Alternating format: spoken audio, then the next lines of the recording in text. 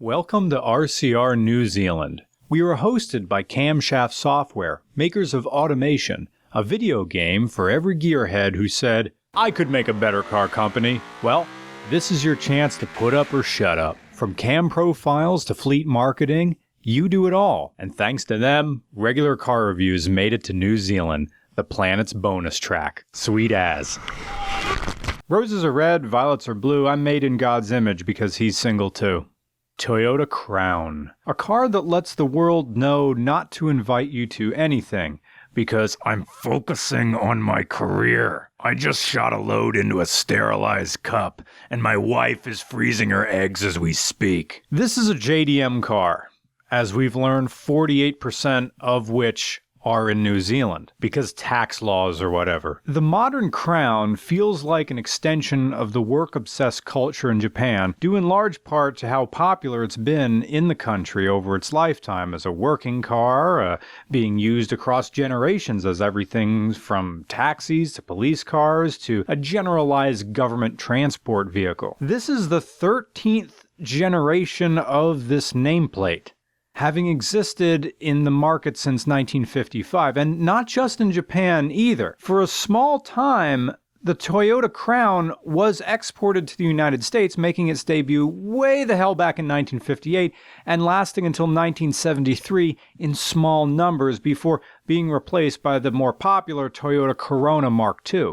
Of course, the name is just sort of a lateral move since Corona basically just means crown in Latin. 2008 Toyota Crown Athlete. Athlete being the trim level. It's their version of sport, really. Now, the closest thing that we have in the United States to a Toyota Crown is the Lexus GS series. But the Lexus GS series is for showing off all your money, while a Toyota Crown isn't. A Cadillac Escalade is for letting your friends know that you have money, while a Mercury Marauder is for someone who doesn't want their bank account to be neighborhood knowledge. Well, that's not the greatest comparison, is it? Because a Marauder is a big straight-line V8 burner, while this Toyota Crown is a V6 Carver. We don't have an American category for what this car is. This is a rag I use for dick dabbing. The Toyota Crown is an aspirational sedan that is expensive, but doesn't look it. Now, GM tried this type of vehicle in the US from 2013 to 2017 with the Chevy SS, or really the Holden Commodore, but as Doug DeMuro pointed out, it didn't sell. That was a big, fast, well-handling, front-engine, rear-drive, four-door car that only appealed to enthusiast weirdos like us. But while the Chevy SS or Holden Commodore's saving grace was its manual transmission option, the Toyota Crown only comes in automatic. Still though, soft closed doors. You know when you close the door and you only get the first click and you gotta open it up and close it again? Not so on a Toyota Crown. You do that half one click and then let it go and the car closes its own door. And if you happen to have folded the mirrors in before you got out, when you touch the door handle to get back in, the mirrors open again. Oh, and to lock the car, touch a special part of the handle, and then it locks. This Toyota Crown has a big multifunction display screen when most screens were small in 2008, especially in USDM cars. But on the other hand, factory mini disc player. Last time I saw one of these in a car was in an aftermarket unit way back in 1998 in Steve Dybert's Cavalier. I'm sure these buttons do something normal, but that's a lot of little lines. Here is the Crown emblem. You are now seeing a hip flask. Can't unsee it. Also, in the manual, Japan, not afraid to show you real pictures of cars you just bought crashed. When you start the car, the steering wheel extends to greet you, and the car plays a Windows XP style greeting tone.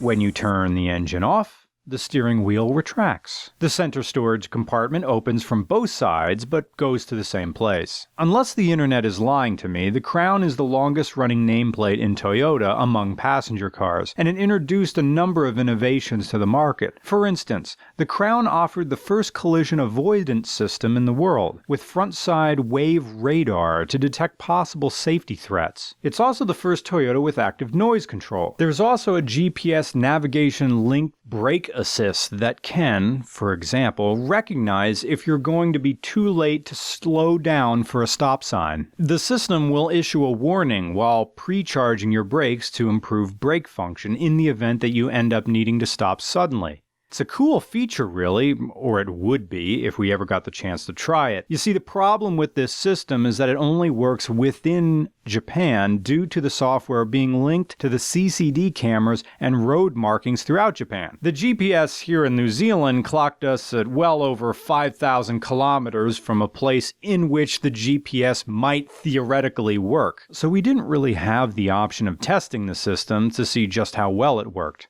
Not that it mattered much, since the GPS doesn't really make or break anything for a car like this. The engine is a familiar 3.5-liter V6 driving the rear wheels. 0 to 100 kilometers an hour is less than 6 seconds, and that's good news. The bad news is that here in New Zealand, I filled this tank after Phil Hyun lent it to us, and it was had a quarter of a tank left in it, and I filled it up. And filled it up with regular. It was the equivalent of $78.56 to fill this tank. Oh, feel that. It drove like a Lexus GS, but without the need to impress the sidewalk peanut gallery. The double-cam V6 was thrifty enough, I suppose, for what it is. It's the same engine from the Toyota Highlander and the Lexus IS350, the Toyota 2GR FSE. 305 horsepower. Toyota's 2GR FSE is the modern equivalent of GM's 60-degree V. The engine from the late 80s into most of the 90s and really even into the 2000s that came in various engine displacements. Although a decade later, it proves how much we've been spoiled. Oh, only 300 horsepower. Yeah, it's good, I guess. Remember, not 20 years ago, engines of this displacement only got like 150. I guess that's more of an indictment of the way cars have gotten heavy over the years, where more horsepower is necessary to give you the feeling of fun back, which the Toyota Crown kind of does. It can go fast, but it doesn't need to. It can handle, but the type of driver who would own this doesn't need to. This is a stately, reserved car for a man who is satisfied. It's a car that welcomes you without judgment or pretense. It's a car that can drift if asked. It's a car that can burn out if asked. You can shut off the traction control if you want to. Most people don't. It's big but not boatish. Stylistically, it's fine. Reserved. In a way, it's the sort of car that you'd expect Just My Luck Jenny would own if this car existed in the US. You know, that woman who doesn't want to do anything because, go to New Zealand? No thanks. I mean, I want to, but knowing my luck, the plane would just crash. It looks like the kind of car that's owned by a person who thinks the universe cares enough about them to set aside a single serving of hardship just for them. How about you get over yourself for 5 minutes and give this whole living thing a try? And that's why the Toyota Crown never hung around. Because a middle market like that would just get swallowed up by the inevitable Panther bodies and the gigantic tidal wave of crossovers that we see today. So to those who moan that the stately sedan is going away, they still exist, just not in America. The Toyota Crown. We're back from New Zealand, but we're missing New Zealand, so let's do a Toyota Crown.